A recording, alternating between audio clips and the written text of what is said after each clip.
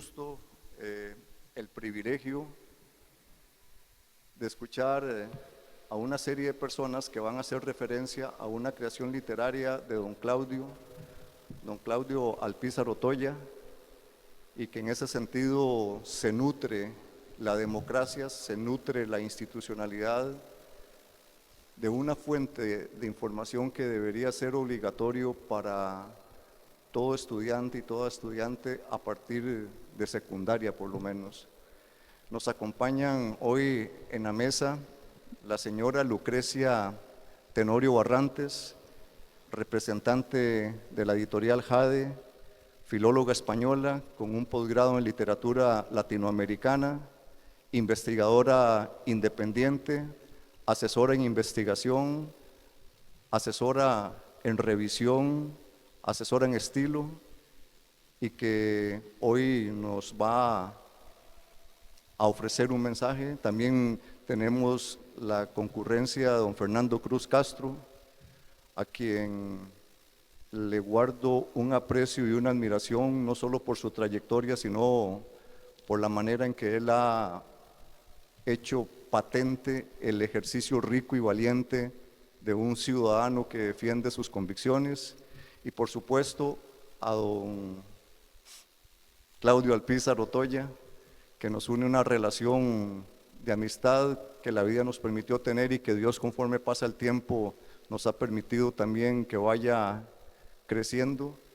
Y para manejar el programa que tenemos para el día de hoy, le cedo el micrófono para que doña Lucrecia nos haga entrega de su mensaje respecto a este evento que nos tiene hoy acá reunidos.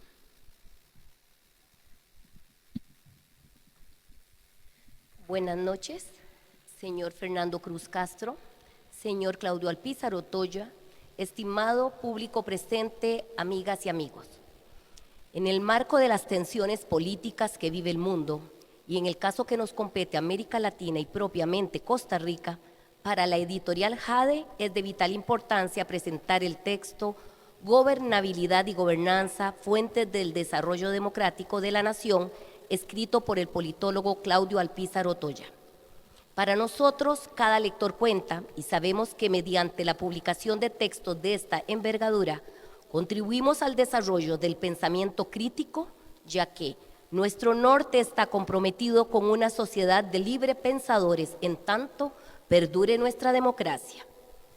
Claramente, la política como actividad ideológica está orientada a la toma de decisiones por medio de un sistema de gobierno que tiene como fin alcanzar los objetivos en favor de las sociedades humanas.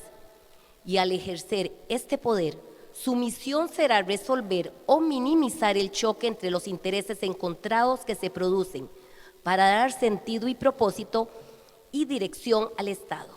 Sin embargo, eso se logra solamente cuando cumple su verdadero propósito, que es trascender al poder más allá de él mismo y de sus propios intereses, siendo esto, en mi opinión, un mensaje clave de este texto. De algún modo, el autor, mediante un análisis exhaustivo, procura emitir una respuesta profunda a la compleja pregunta de cómo lograr mantener la democracia en una época donde el desconocimiento de cómo se conforma un Estado, el individualismo y en muchos de los casos la estrechez de pensamiento de aquellos que conforman las fracciones políticas, así como la llegada de gobiernos de turno, son un factor común en nuestra sociedad costarricense.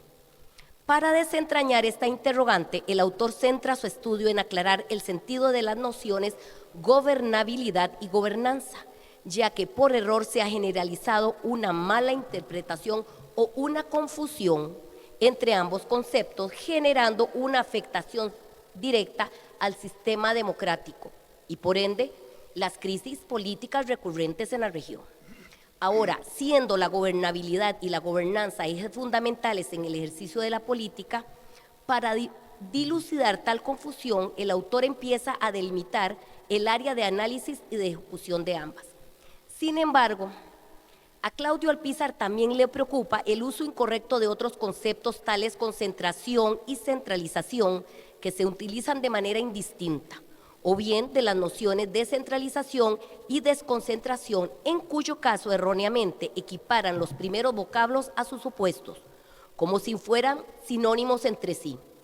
Lo mismo sucede cuando por desconocimiento utilizan los conceptos Estado, Gobierno o Poder Ejecutivo para referirse al mismo ámbito o estructura. Y lo más grave, en la jerga política, es cuando un hablante hace alusión a los vocablos de politización y politiquería como sinónimos. Sin embargo, lo más triste es que estos errores los señala el autor no porque los haya cometido cualquier ciudadano en términos generales, sino porque los que incurren en dichas imprecisiones, en la mayoría de los casos, son quienes ejercen el poder o son parte de la administración pública.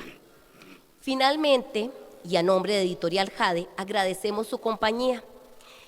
Y creo que es importante destacar que este texto lo escribe un autor que tiene experiencia en el campo de la política y en los temas que la conforman. Por eso, al leer el texto no solo se invita al lector a un diálogo abierto y a una conversación sincera, sino que se nos recuerda de algún modo la necesidad de transformar esta sociedad. Y esto solo se logra cuando nos dejamos inspirar por aquellos y aquellas que se lo han propuesto y perseveran hasta el final. Indiscutiblemente, Claudio Alpizar difunde tanto doctrinas ajenas como experiencias propias, con el afán de buscar claves de la historia pasada que nos muestren y nos ayuden a comprender el presente, porque solo conociendo la realidad política, esta podrá ser cambiada. Muchísimas gracias.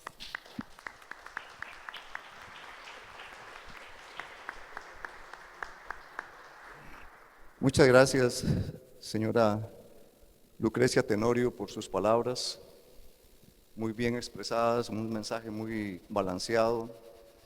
Me corresponde ahora presentar a don Fernando Cruz Castro, un costarricense con una rica trayectoria, con una solvencia intelectual y moral, una carrera en el campo del derecho, donde ha transitado por la Fiscalía General como magistrado, donde ha sido presidente de la Corte Suprema de Justicia, donde hoy se desempeña como magistrado de la Sala Constitucional, pero más que todo, una de las referencias por las que me siento honrado en poder presentarlo, es que don Fernando son aquellas personas que manejan una congruencia entre los principios de nobleza y de valentía con los actos que él siempre ha manejado.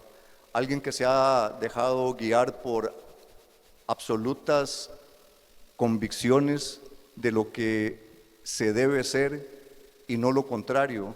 Y en una sociedad, el llegar y manejar ese tipo de posición se requiere de mucho arrojo, de mucha valentía, y no es casualidad que en el texto que hoy nos convoca sea don Fernando y don Claudio los que hacen alusión a una serie de elementos históricos, coyunturales y de profunda valía en lo que es la construcción democrática del bienestar de sus personas. Detalle que estamos perdiendo cuando Costa Rica es hoy uno de los países de mayor inequidad. Don Fernando, un gusto presentarlo y un gusto recibir su mensaje. Muchas gracias. Muy amable. Bueno, sí, muchos años en la función pública y un tiempo también prolongado en la universidad, pero de paso algunas cosas buenas y muchos errores. Pero don Claudio me honró con la petición de que hiciera un prólogo y una presentación analítica de su trabajo. La verdad que fue un ejercicio muy interesante porque él aborda muchos temas, desgraciadamente temas que por la falta de formación ciudadana y por lo que predomina en los medios de comunicación, en los medios masivos y todavía peor en las redes, es hurgar en un tema que a todos nos atañe, pero que muchas veces los ciudadanos no tienen elementos y herramientas para comprenderlo. Gobernabilidad. Me llama mucho me llamó la atención porque gobernabilidad ha servido para un cocido y para un cortado.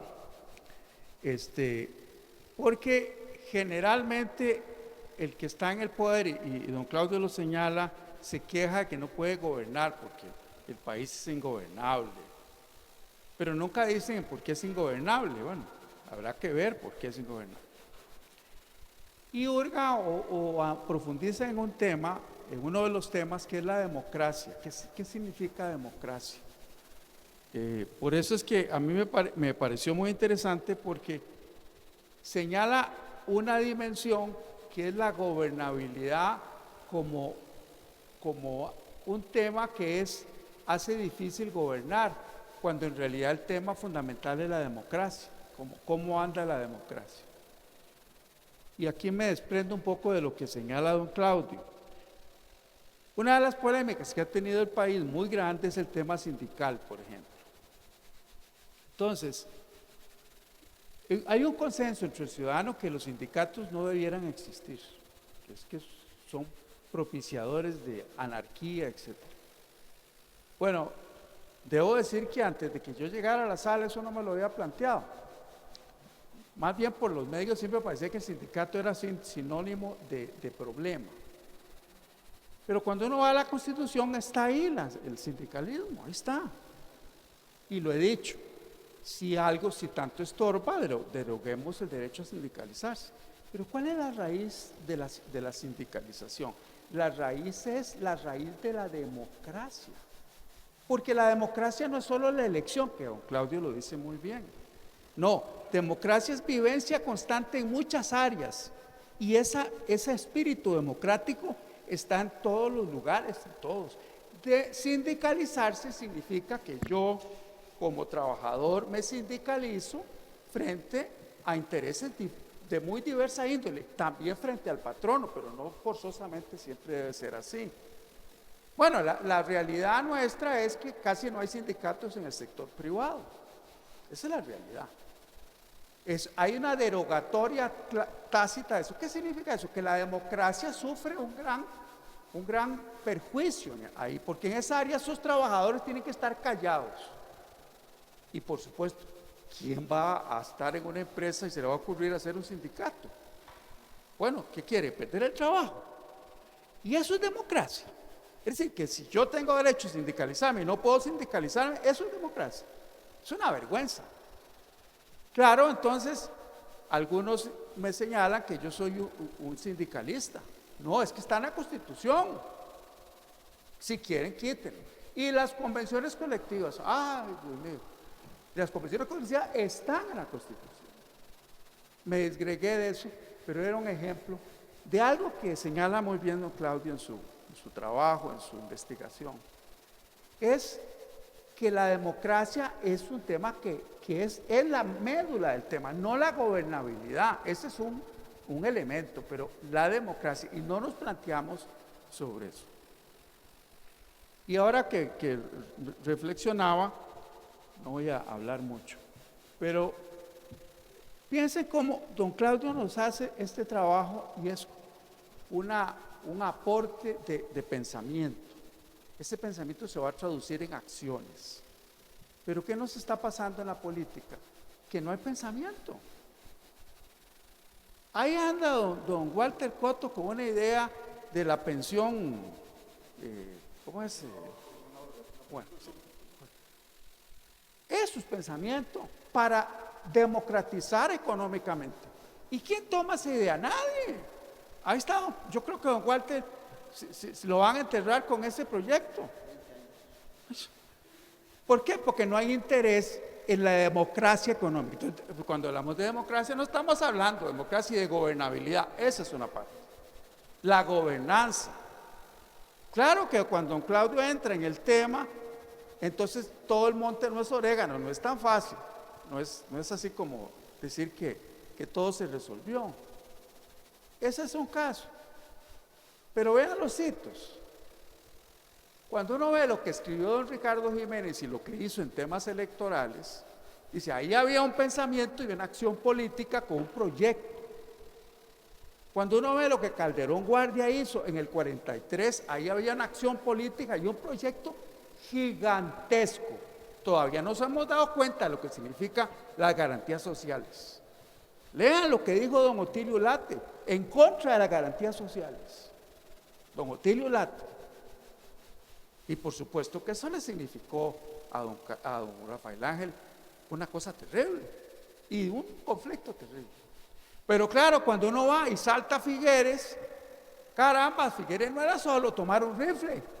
Todo lo que escribió, lo que dijo y lo tradujo en acciones. ¿Y a dónde vino la democracia? En el tema de la nacionalización de los fondos bancarios. Y con eso se podía impulsar el desarrollo. Pero claro, ahora tenemos una banca mixta que no es ni chicha ni limonada, y entonces, ¿a dónde está la posibilidad de impulsar el desarrollo económico? Esa es visión. Y suprimió el ejército. Muchos dicen que otros dicen que lo fue fulano, bueno, no importa, pero que él era el que era el jefe y dice, voy a quitarlo, es maravilloso. Y vamos a Daniel Oduber y vamos a otros. El mismo, don Luis Alberto, cuando uno ve la trayectoria de Luis Alberto, con todos sus defectos, como cualquier ser humano, pero los defectos de alguien no descalifican su labor. Y fue en favor de mayorías. Eso es lo que yo creo que don Claudio pretende, rescatar la democracia como vivencia cotidiana de todos los ciudadanos. Rescate que requiere un presupuesto fundamental.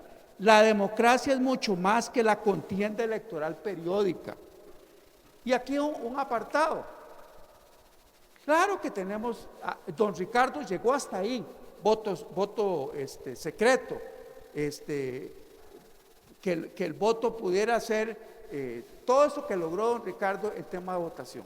Pero tenemos un gran problema: ¿cómo se financian las campañas políticas?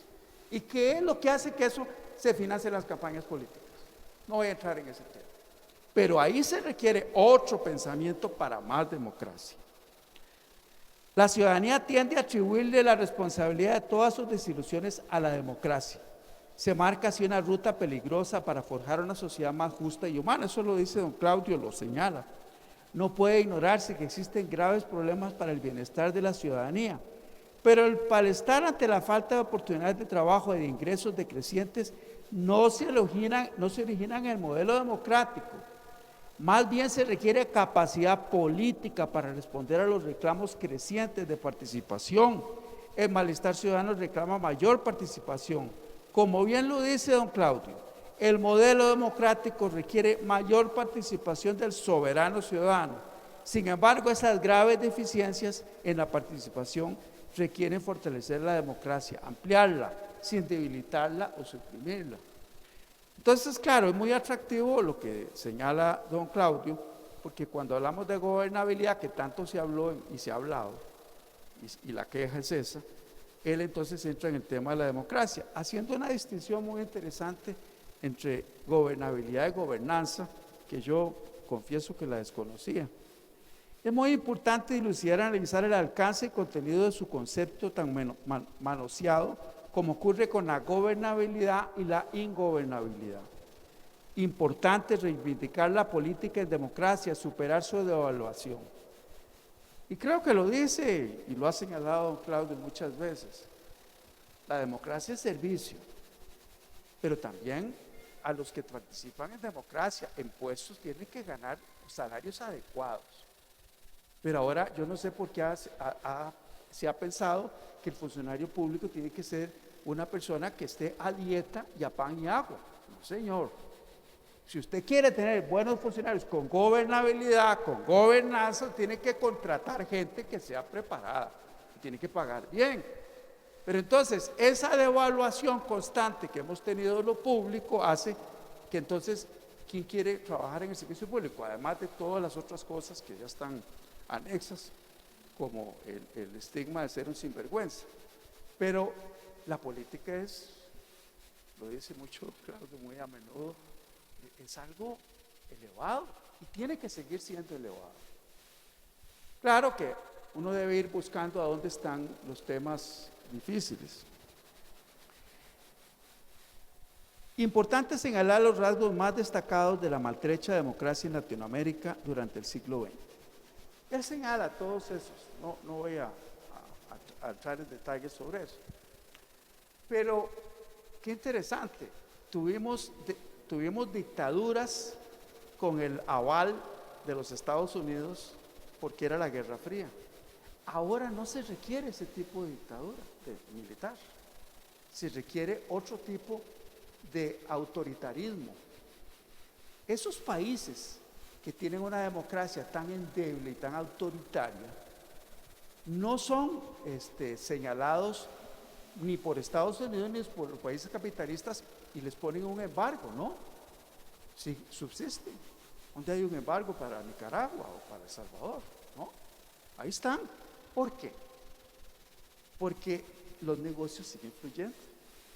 El día que toquen eso, ahí sí. ¿Qué diferencia hay entre Cuba y algunos países centroamericanos? No mucha. Solo que en Cuba no hacen elecciones.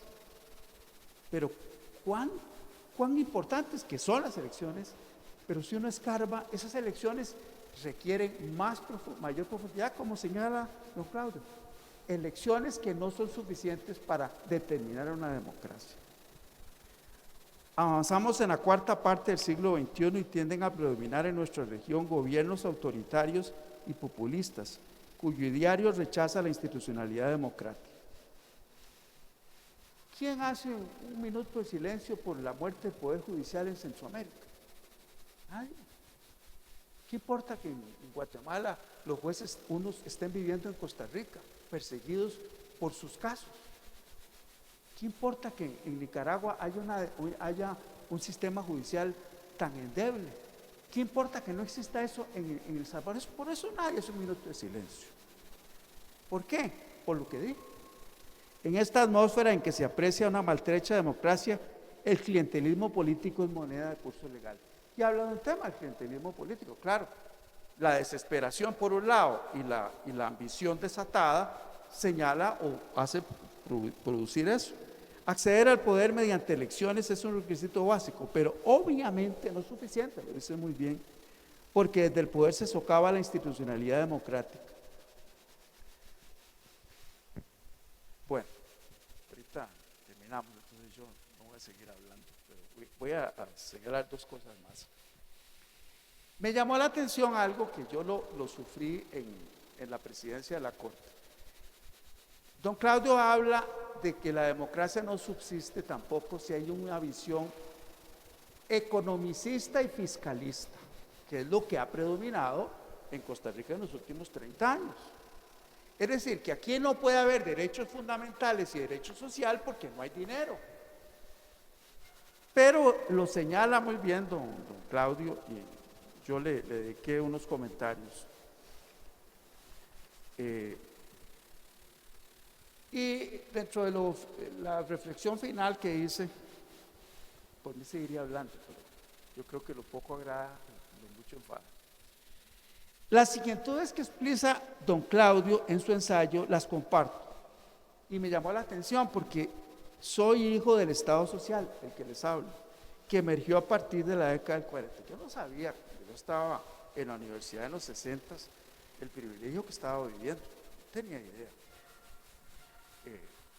Por ejemplo, y lo dije muchas veces en corte, José Figueres en el discurso del triunfo, la victoria, señala algo que yo no conozco a nadie que lo haya hecho.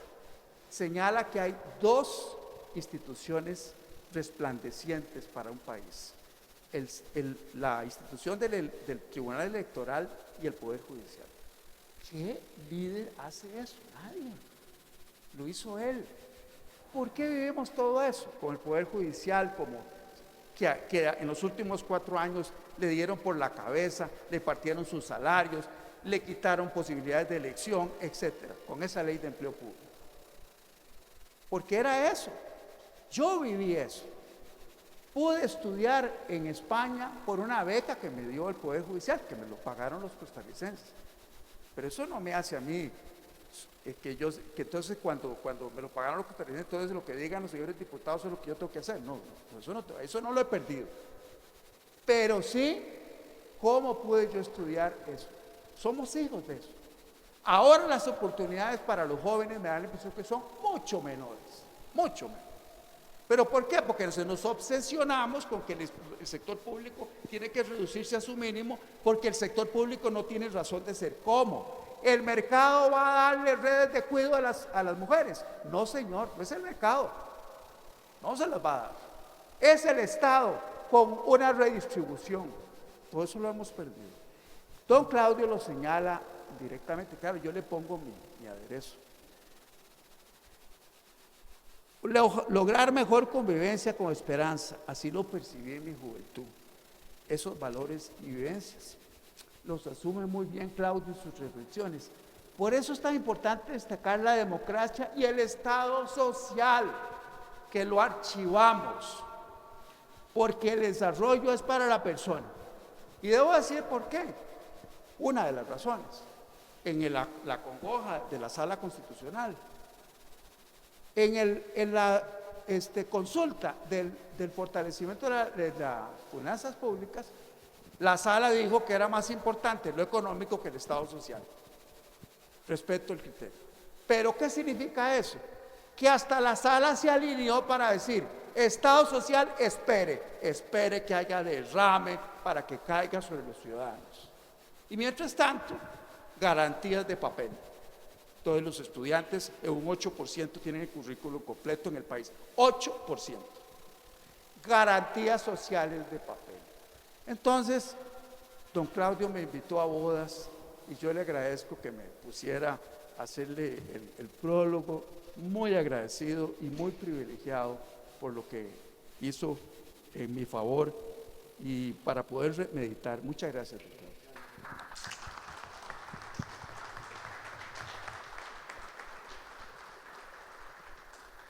Doctor Fernando Cruz, muy gentil por el mensaje que nos ha dado, muy aleccionador y muy vivencial de escucharlo a usted.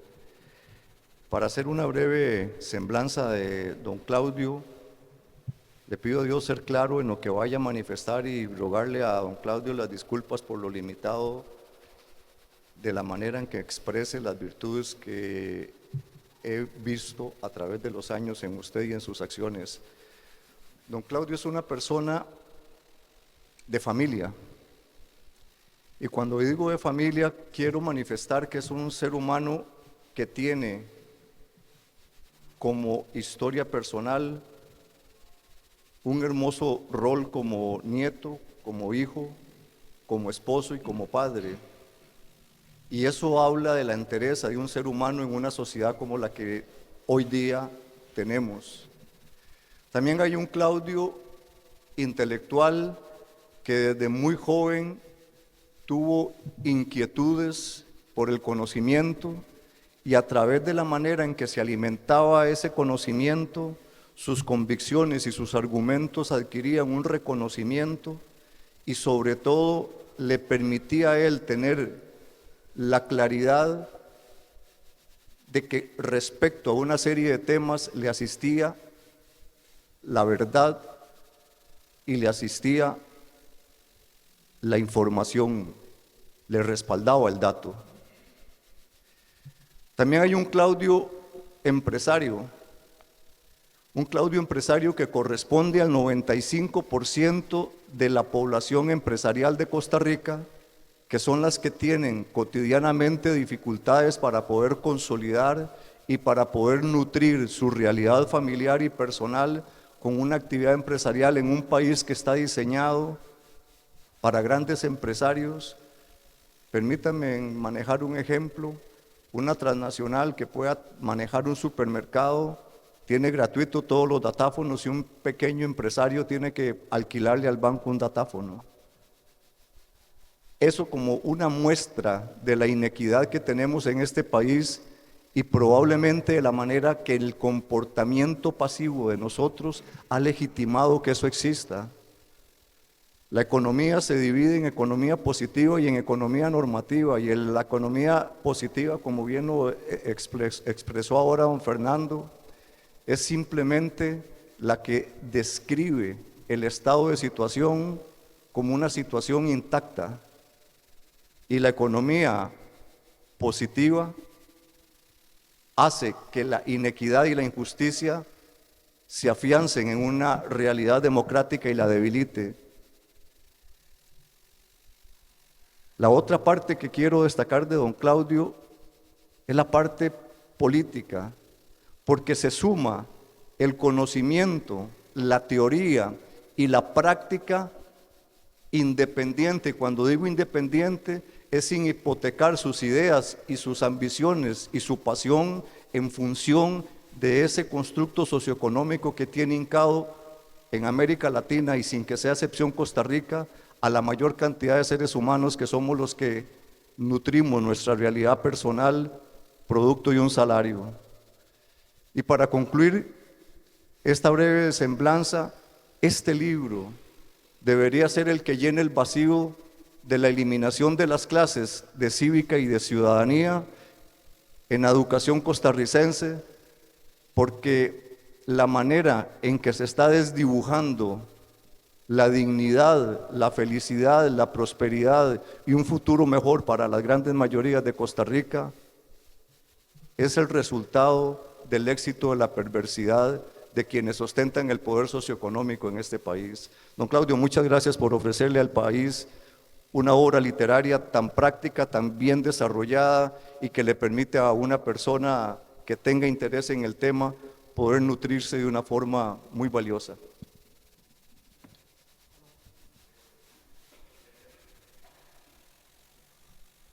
Bueno, muchas gracias a los presentes y a los que nos están viendo a través de las redes. Y en este espacio de agradecimiento, yo quisiera agradecerle al amigo de siempre, a William, por haberme acompañado el día de hoy, a Lucrecia, amiga, que me corrigió, me enseñó, porque al final de cuentas, como decía un buen amigo mío, Francisco Escobar, que Dios goce, somos escribidores. Hay algunos que realmente son escritores. Muchas gracias por todos sus consejos durante la emisión de este y del otro libro que también anteriormente había publicado. Y a don Fernando, un agradecimiento total. No fue una escogencia de ocurrencia que Fernando Cruz fuese quien prologara el libro.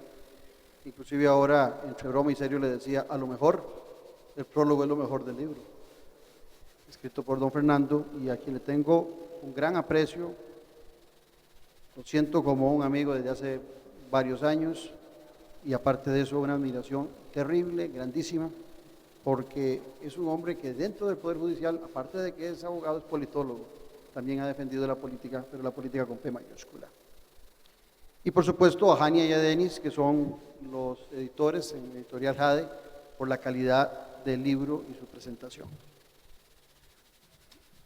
Veamos, cuando yo escribo, cuando yo tengo mis programas de radio y televisión, siempre he tenido como foco, como la semblanza principal, el educar políticamente. Y de alguna manera siempre he pensado que este país es más fácil de educar políticamente que otros del continente y de más allá. Sin embargo, a veces tengo las dudas. A veces tengo las dudas si la educación política nuestra es tan grande como la decimos. Y las dudas más grandes resultan que son hoy, cuando veo, y oyendo a Fernando lo compruebo, de que muchos están dispuestos a entregar la democracia, su institucionalidad, a razón de alguien que solucione sus problemas personales, pensando que desde el poder alguien puede solucionar sus problemas personales, cuando lo que buscamos es un marco de institucionalidad que nos permita el ejercicio en libertad de ese montón de divergencias que hay. Hay un viejo adagio que dicen los ingleses, que viene de siglos pasados, no recuerdo si del 13, del 14, del 15, cuando en Reino Unido no había agua y se bañaban de mayor a menor, y primero los hombres en aquel tiempo y de último las mujeres, en la misma tina y con la misma agua. Imagínense cuando le tocaba a la bebé de la casa, cómo podía estar esa agua, sucia y negra, a veces ni se veía la bebé.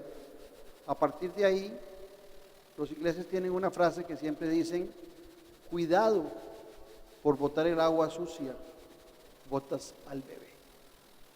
Y eso es lo que hemos estado haciendo nosotros de alguna manera, intentando botar la democracia porque el agua se ha ensuciado, porque algunos se han encargado de ensuciarla. Entonces, en el libro yo pretendo marcar, como bien lo decía Lucrecia, varias diferencias de conceptos que los utilizamos y que se vale utilizarlos en el pueblo, en la gente más sencilla, como sinónimos, pero que no se vale en los que ejercen la política de utilizarlos como sinónimos, y gobernanza y gobernabilidad no son sinónimos. La gobernanza está concentrada en el manejo del entramado institucional, tiene que ver mucho con la institucionalidad de un país, empieza desde la separación de los poderes hasta la organización del sistema descentralizado de las municipalidades y demás. A la gente se le asusta y se le dice que son 325 instituciones, eso seguro ustedes lo han oído un montón de veces. David, que estuvo en la Asamblea Legislativa, seguro lo oyó un montón de veces.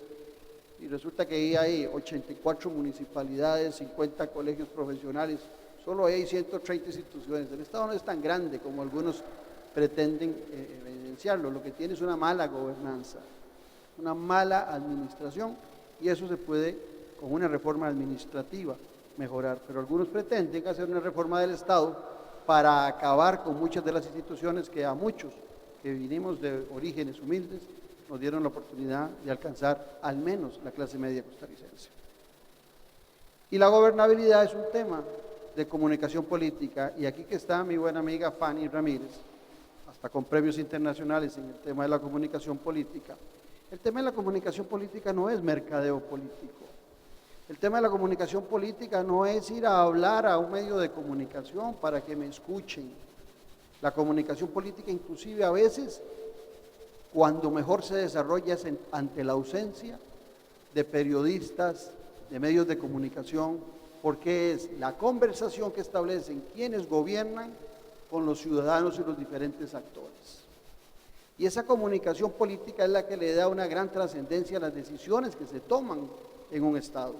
Esas son las grandes decisiones que hicieron de esta democracia una de las democracias más sólidas y más reconocidas, no de América, sino mucho más allá de nuestro continente. Eso es la gobernabilidad. Entonces, siempre cuando ustedes oigan a un gobernante que dice, este país es ingobernable, en el caso de Costa Rica, lo que está demostrando es su incapacidad de gobierno, su incapacidad política de poder conversar, coordinar, consensuar, porque hay un apego hoy en Costa Rica y en el mundo por la verticalidad, y la verticalidad es muy apropiada y genera mucha rapidez en las dictaduras y en los gobiernos autócratas. En democracia, la democracia es lenta. La democracia no puede tener la velocidad que algunos pretenden, porque hay que discutir y hay que conversar con los diferentes actores, porque las decisiones que se toman es para el beneficio de todos. Eso es gobernabilidad. Sin embargo, hoy algunos pretenden, en esa verticalidad y en esa velocidad, brincarse toda la institucionalidad, toda la gobernanza, brincársela. Y entonces, hace mucho tiempo, hace muchos años, los pensadores de la política decían que habían tres muy buenos sistemas de gobierno: la monarquía, la aristocracia y la democracia, pero que las tres se podían prostituir y se podían degenerar. Que la monarquía, que si fuese un rey sabio como Salomón, no teníamos problema, pero puede terminar siendo una dictadura. La aristocracia, que es de la gente que estudia, preparada, aunque hoy lo ocupan desde el Ejecutivo, la palabra aristocracia hoy lo ocupan para hablar mal de los que conocen de política. La aristocracia son los que estudian y se preparan, ese es el concepto real. Algunos hoy creen que aristocracia es sinónimo de riqueza, de vivir en otra nube. No, es tener la capacidad de conocimiento, pero los viejos pensadores también decían que la aristocracia puede terminar siendo una oligarquía, el gobierno de los ricos y no de los que conocen. Y que la democracia se puede prostituir, decían en aquel tiempo, y se puede prostituir en demagogia. Hoy la democracia se prostituye en demagogia y tiene un nombre: populismo. Ese es el nombre que tiene hoy el deterioro de la democracia. populismo. Y entonces, en el marco de la gobernabilidad, llegan en América Latina, que tiene también raíces de autoritarismo por muchos siglos, llegan algunos a promover una relación directa entre el gobernante de turno, su poder ejecutivo y los ciudadanos, brincándose todas las divisiones de poder, todas las independencias de las instituciones, y el ciudadano empieza, por su furia con la clase política, a permitirle el deterioro de la democracia. Por ahí va la idea fundamental de mi libro. Eso es lo que pretendo yo plantearle a los lectores. Cuando uno escribe un libro, no pretende que la gente esté de acuerdo con uno. Lo que le pide uno al que lo va a leer es que lo analice, que lo estudie, que lo escuche y después tome sus propias decisiones. Hoy la legitimidad del gobierno o del poder ejecutivo y de todas las instancias del Estado van más allá del voto y la administración pública. La legitimidad hoy por hoy se produce a razón de que el ciudadano exige participación y reflexión con los gobernantes. Eso es gobernabilidad. Pero muchos que atentan contra la democracia solamente les interesa tener una relación con el ciudadano populista, pero no le ponen atención a sus reclamos. Y entonces es muy fácil llegar a una comunidad y decir cuántas ocurrencias piensan que les pueden satisfacer a las personas en su mente, y de repente al regreso que le bloqueen la carretera, porque son tantas las molestias que hay que el ciudadano tiene que expresarlas de alguna manera, porque le dicen que no come cuento, pero le siguen vendiendo cuento. La democracia en Costa Rica, no crean ustedes que no está en riesgo. En mi libro hablo de muchos ejemplos de América Latina, pero Costa Rica también está en riesgo si no sabemos nosotros los costarricenses darle un valor fundamental al tema de la gobernabilidad y su hermana, que es la gobernanza. Esa institucionalidad que tenemos que rescatar en aras de que lo que se decide en la gobernabilidad entre el ciudadano que quiere reflexionar, que quiere pensar junto con el gobernante, después discurra en el organigrama de la administración pública con los resultados de eficacia y eficiencia que exige el ciudadano para seguir creyendo en la democracia. Y concluiría con esto que es fundamental. Por favor, a los que nos ven, a los que están aquí presentes, dejemos de caer en el juego de confundir politiquería con politización. La democracia es politizar los temas, y politizar los temas es discutirlos. Y hasta los que ejercen la política en la Asamblea Legislativa, en el Poder Ejecutivo, cuando aparece un proyecto, lo primero que dicen, no politicemos el tema. O sea, cállese, ciudadanos. Nosotros tenemos la decisión y la sabiduría suficiente. Usted no participe, no politicemos porque no queremos discutir los temas. La politización es parte de la democracia. La democracia es la diversidad de criterio y de pensamiento. Y la democracia es hija de la política, no es al revés. Donde hay política hay una diversidad en una sociedad que se permite divergencias de conocimiento, de proyecto, de sueños. Y en ese marco de tolerancia y divergencia es que la sociedad se va a embarazar y va a parir a la democracia. No es al revés. Pregúntenle a los norteamericanos cuando quisieron establecer una democracia en Irak si lo pudieron hacer. No. Porque si no hay politización, porque si no se permiten las diferencias en una sociedad, la democracia no tiene cabida ni tiene espacio. Cuando quieran referirse a algo negativo de la política, es politiquería la palabra correcta, porque la politización es comunicación política. La politización y la comunicación política es generar gobernabilidad al compartir con la gente. Y cierro con otro de los conceptos que están en el libro. Desarrollo. Y les dejo nada más una pregunta. Y piensen en nuestro país, que ha sido un país exitoso, con altos niveles de desarrollo social. ¿Quieren ustedes desarrollar el país en democracia o lo quieren desarrollar en dictadura y autocracia? Esa es la venta que le hacen hoy a salvadoreños, a venezolanos y en muchas latitudes de nuestro continente, hasta en Argentina. Y hoy la retórica es sacada porque el gobernante que funciona hoy en el marco de la gobernabilidad es el vulgar, el corriente, el grosero. Y el ciudadano está comprando eso por su molestia con los gobernantes. Pero no se da cuenta que a lo mejor el agua está tan turbia y tan sucia que estamos votando, en el caso de Costa Rica, a la democracia, que es el hijo que logramos producir por décadas. Porque como bien le decía a los amigos Navas hoy, esto que tenemos no se hizo por suerte. Hay grandes políticos en la historia de nuestro país y lo siguen existiendo. Lean el libro, entreténganse y esperen prontamente en este tamañito que es para que lo anden en la bolsa o en la cartera. Por eso los hago en este tamaño. Exactamente como el del elefante. Vendrá la trilogía y ya tengo hasta el nombre en algún momento. Y espero poderlo terminar muy pronto. Y creo por ahora que el nombre va: estamos atrapados en el populismo. Ahí se la dejo. Muchas gracias.